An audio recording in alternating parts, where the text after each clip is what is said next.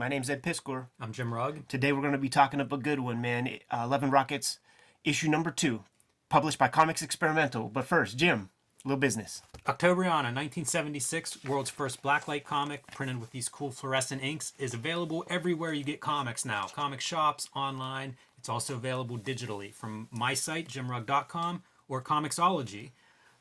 Selling well, selling fast, so if you want to add this to your collection, pick it up sooner rather than later. And there is a 350-page process zine available as well online, digital only, but it has scans of the original art, has all the drafts that go into making this. One of my favorite things to see on Instagram in tags and stuff is when people apply the black light to their comics reading experience on Octobriana. It is a sight for sore eyes, man. Patreon.com/Ed Piskor is where I'm serializing Red Room, my current comics project. $3 gets you the complete archive. Issue 1 of this vulgar, disgusting comic is up there right now, and I put new strips out every Tuesday. This is just a couple of pages that I did this past week. But let's talk about a comic that isn't vulgar.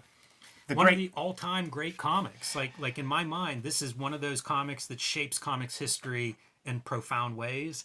Always fun to look at one of these issues under the camera. And issue number 2, this is Jaime really kind of coming out party in a lot of ways. When we last left off, the way the first 4 issues of Love and Rockets were kind of formatted these were 64-page comics, and it would oscillate between Gilbert and Jaime, who would tackle and do the bigger story. So in issue 1 of Love and Rockets, it was Gilbert Hernandez's Bem story, was like the opening salvo across the bow. Boom! Motherfuckers were here. And we should remind everybody that we made a video on Love and Rockets number 1, which is available on Cartoonist Kayfabe as well, if you're new to the channel. Of course. And Love and Rockets 2, this is Jaime's big story. And so for the first 4 issues, it'll be that. Issue 3, Gilbert's going to introduce us to Palomar, and issue 4 is the incredible Jaime Hernandez 100 Rooms story that is referenced in Alan Moore interviews and all sorts of stuff. But one important thing that one must remember and realize when you're fucking with Love and Rockets is that Los Bros does not mean Dos Bros. There were 3 brothers, man. And in this issue, the great big brother of Gilbert and Jaime has a story in here. Mario Hernandez, his Somewhere in California strip is going to be in this issue. So this is a special comic. This is incredible, and you could tell Gary Groth is giddy. Like he was like willing comics like this into existence, man. He was complaining and crying about such things in Comics Journal for years before this. Like, comics can be more than this fucking Werewolf by Night comic that Marvel is sending me because I'm on their comp list. And so that's what the editorials in the first batch, when Gary's dropping science, are worth the price of admission as well. I think about this a lot whenever we look at classic comics is, what was it like when this was released? Yeah. I start reading comics almost a decade after this comic's published, and at that point there are collections of these. It's already recognized as this tremendous, amazing comic, and there's a whole generation that follows of alternative comics that learn at the base of Love and Rockets. It's really cool to me to look at this and think, like, imagine going to the comic shop the day this is released, way pre-internet. You just are picking up whatever looks good, and this looked amazing. That was one of the revelations for me, is you need to find, if you want indie comics to work, they need to be of a certain quality. It can't be this is their stepping stone to get to Marvel or DC. It needs to be this is as good or better than anything Marvel and DC do. It's a different subject, and these guys own their stuff, and many reasons you might go indie. This is the comic that made that blueprint. It's stunning. I'm glad you brought that up, Jimmy, because a part of why we're doing this, why we're showing this off a little bit, is this is a perfect gateway drug for somebody who came to the channel because we did coverage on Wizard Magazine number 16. Welcome to Indie Comics. Like, if you want to branch out and see what real comics are about, what good comics are about, stuff that provides a unique vision rather than an assembly line corporate product, this is a great place to start. And the early Love and Rockets are your kind of wedge to get acclimated, dip your toes into the water, because the title doesn't bury the lead at this time, man. There's science fiction and, you know, fly honeys in the comic. And let's start off, man. The mechanic story. This is Jaime Hernandez, epistolary graphic novella, 40-page story or so. His main protagonist, Maggie, she is a pro solar mechanic. So she works with Rand Race on these technical projects, almost like your cable guy, but they're working on spaceships and satellite, you know, command centers and shit, trying to get them up and running. So she has to leave her homies back home, and you know, she misses them. So she continuously is sending them letters, and that's how the story is told for the first chunk of the comic. We're just reading the letters that Maggie is providing to Hopi, and then the imagery is like snapshots from the experience. Like in the very first panel here, it's real awesome because in the first Love and Rockets, we saw the girls wake up on like a fold out bed from a couch, and like we're keeping that tradition. But there's a third party here. We don't know who that is, man. Look how great that couch is too. The detail of like, you know, the edges are worn through. Jaime is a very observant artist, and like from the Toth school of like spotting blacks and no holding lines. Like I'm just looking at the Trilby hat here where it's just the shadow, great jukebox. You're getting primo Jaime illustration, and a dude is like 19 years old or something. It's unbelievable. You know, like look at these little tiny silhouette figures. These images are masterclass in illustration. Yeah, he's a proponent of the pen, but there are times where I wonder if he is using some brush, because there are lines in here that are just different than what I'm used to from seeing from him. These little panels, like the silhouette with the spaceship, super cool. There's some Alex Toth. You mentioned the Alex Toth school. Toth has some of these stories with like UFOs and various flying crafts, and it's so reminiscent of that. Like that really feels like a little nod to Toth. This kind of stuff too, where you have like this pitch black face that's just delineated in black with like the white hat, and you know, like you see the underlighting of the hat brim with the shadow. All the textures on display there too, like that liquid in the foreground, right? A spaceship or some kind of mechanical thing. The ground. It's just everything is there. Like they show up with these Love and Rockets early issues, and it's like they're formed. No talking heads. The characters are always moving, bouncing around, and acting in every single panel. That's his Harry Lucy influence. I love the way this story is laid out too, with the blocks of text next to the images. This spread very comic panel heavy, but you know, you'll see that mix come and go throughout this story of like balancing out the letters from Maggie. It's an unusual layout for a comic. Speaks to his design sense. Incredible figure drawing. Yeah. Such bounce, such weight.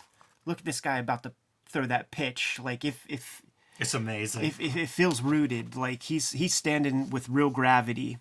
The non-holding line under the nose that he does, this feels like Hugo Pratt. That non-holding line under the nose is so Archie-esque to me. Mm-hmm. You know, I think of Dan DeCarlo, but I mean, really, it's a house style for that. And there's a lot of non-Archie that comes out of that. You know, it's almost like a, I don't know, pin-up good girl kind of art, but very attractive. Yeah, this you are on the record on the channel talking about like, you know, the bursting of ideas with like the young new cartoonists. So we have a lot of inter-character play here. We have a lot of science fiction, dinosaurs, wrestling. Even comics language being deconstructed a little bit and examined. Yeah, I do love it, man. Superheroes. So many ideas in this story. Check out this top-down view, dude, of the island. And then just throw in a couple gangster gorillas in the last panel. I never think about an issue of Love and Rockets like having a theme. It usually seems like Jaime's doing his thing, Gilbert's doing his thing. But there is a theme to all the stories in this issue, and it's about like geopolitical destabilization, overthrowing governments. Yeah. It's in each dude's story, and I think speaks probably a little bit to just like the anti-authoritarian nature of like punk rock. That's what I was thinking, yeah, at the time. This is pretty fun. This reminds me of a cartoon where Maggie crawls out of this engine she's been working on and is just covered in soot and everything and blows it off. It feels like a Looney Tune or something where, someone would be shot in the face and show up like that. One of my favorite strokes is when characters are standing on the horizon line, because when you do this, now these guys are all standing within a very close proximity to one another, but when you play with this trope, it's easy to get all the characters in proper perspective because they just have to touch that bottom line. So you could draw a shoe this big and it's still standing in the same place as the characters.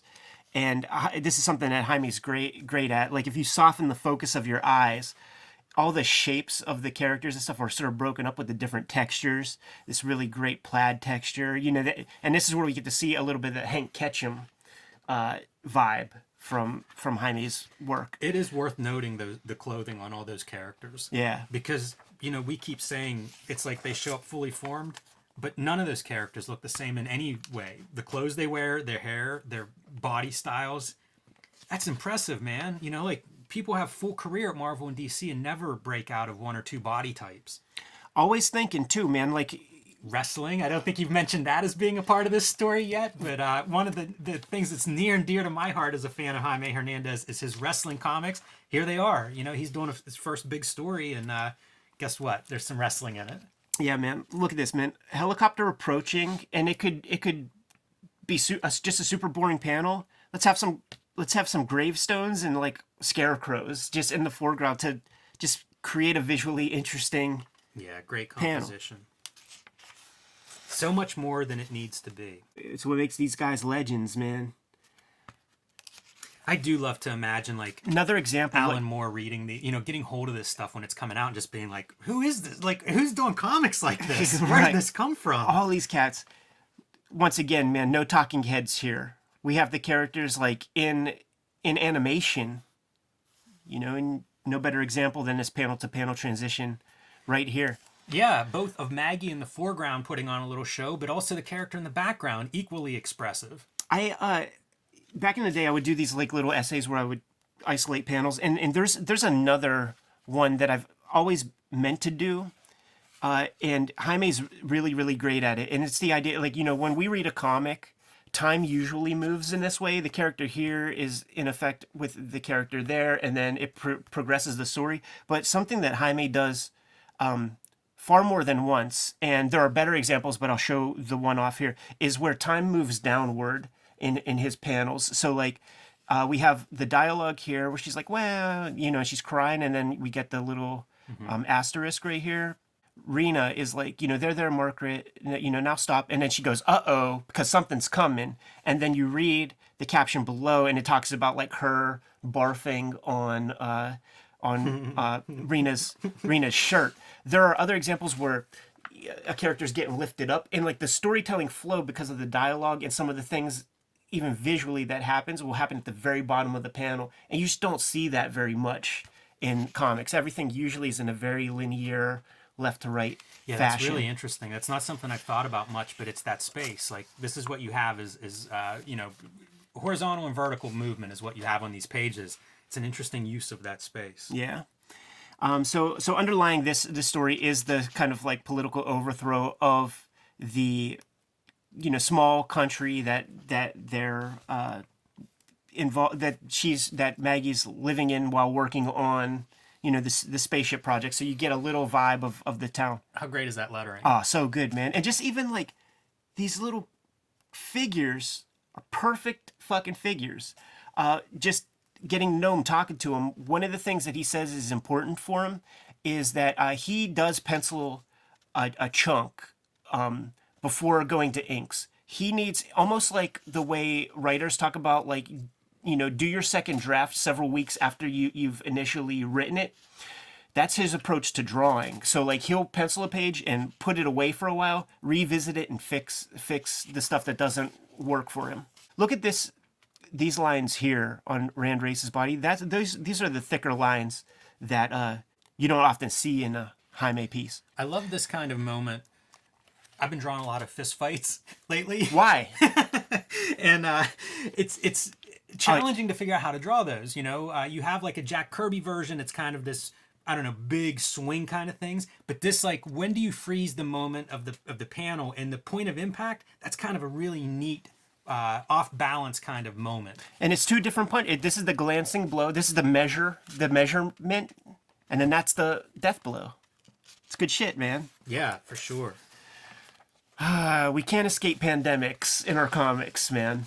And poor Maggie, you know, she's reasonably inoculated, but not for this specific little virus that gets a hold of her. And this is her fading out. Yeah, it's pretty neat how that's handled visually. Because then she fades back in, and a lot of time has transpired between the two.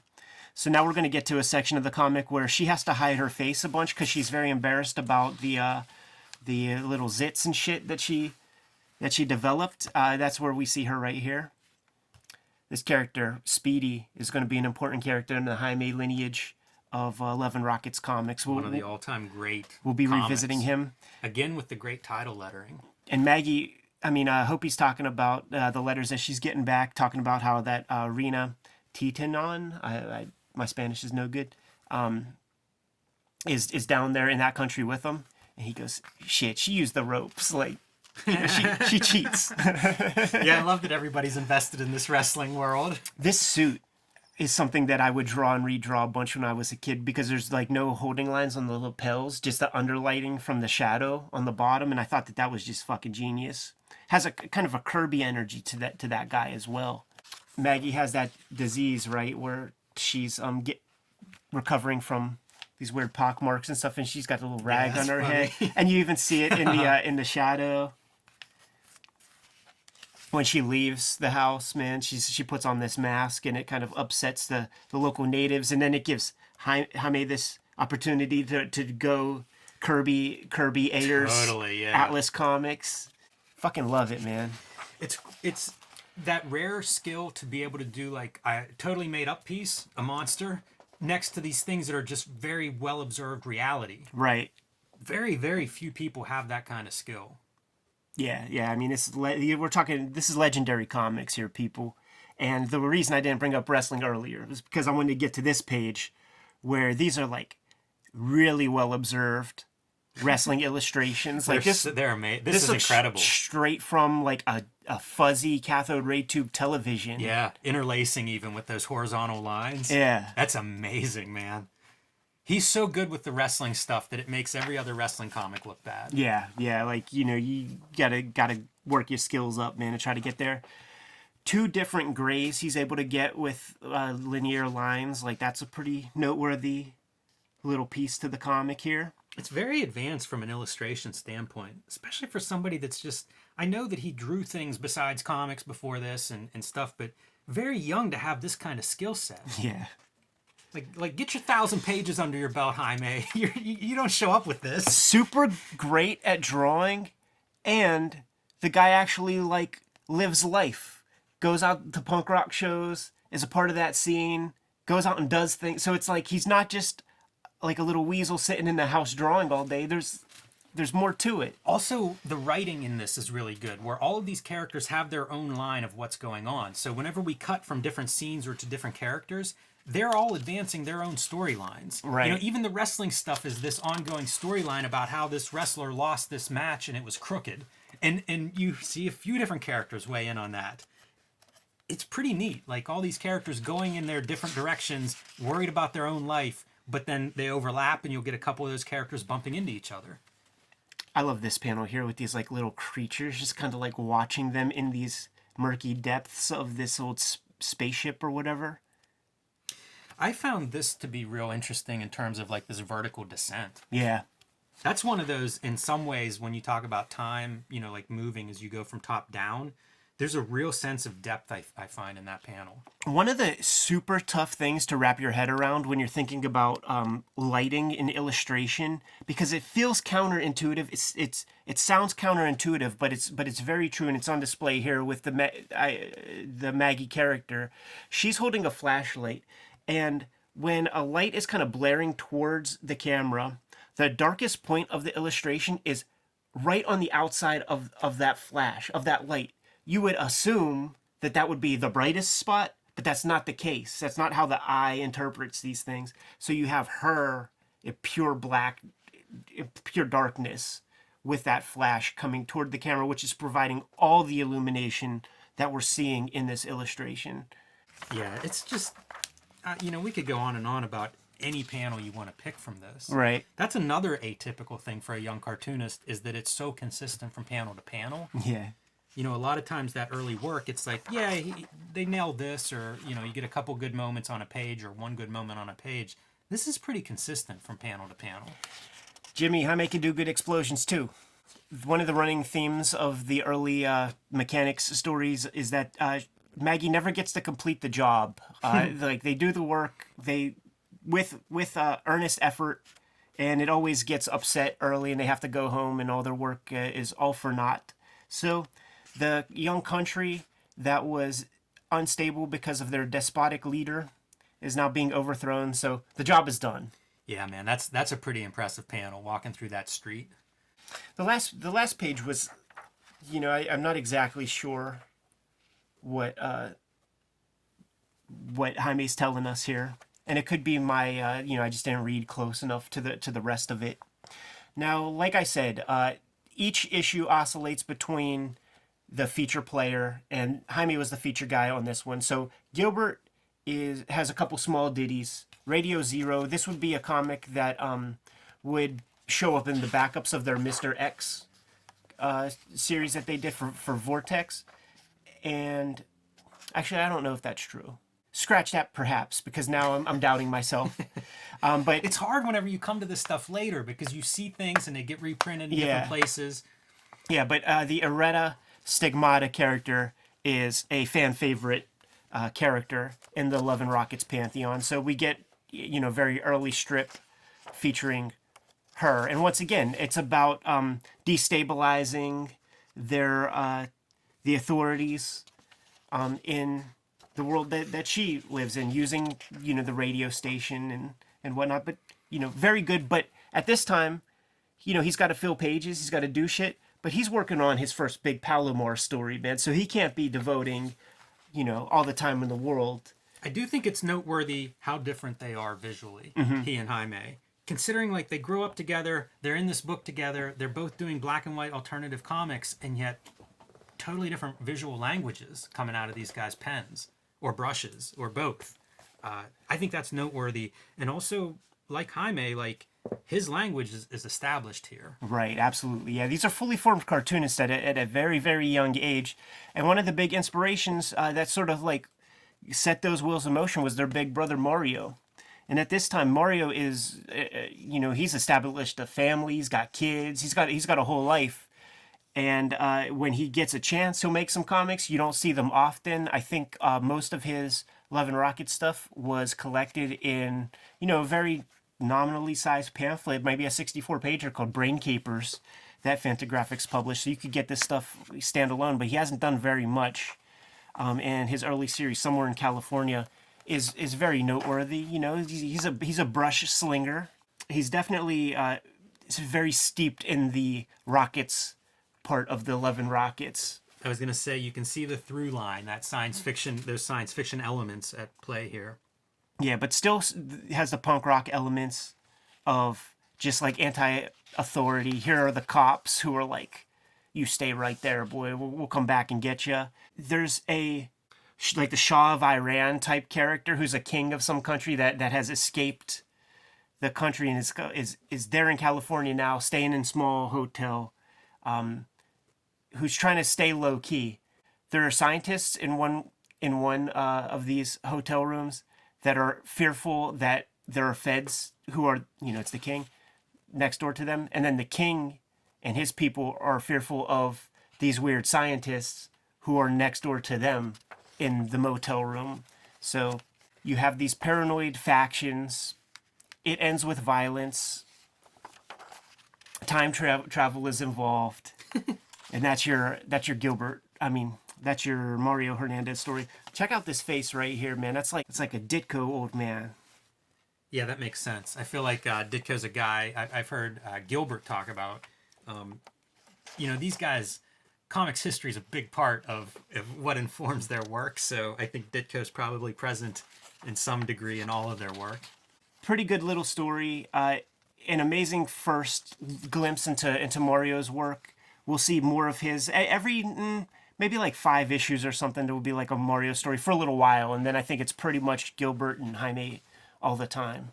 Music for Monsters was a strip that we saw in 11 Rockets #1 with 2 characters, Bang and Inez, kind of doing their science fiction follies with cool looking monsters. It's like Gilbert's chance to create, weird little monsters and aliens and stuff.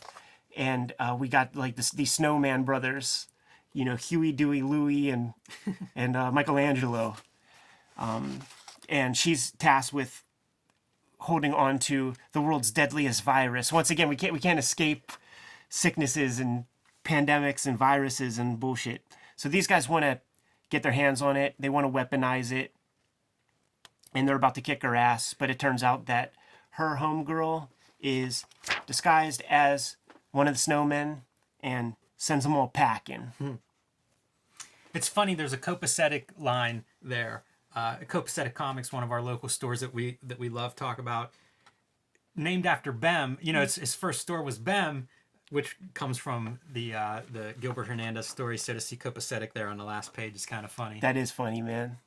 And then we end with the final piece of Uncle Gary's editorial about how comics can be art, and here are some reasons why. What was the name of the Fantagraphics oral history? We told you so. Comics as art. Incredible comic. One of my favorite comic series ever. They kept, well into the 90s, they kept the issues of Love and Rockets in print. That was their whole thing, especially when the speculation boom came on the scene.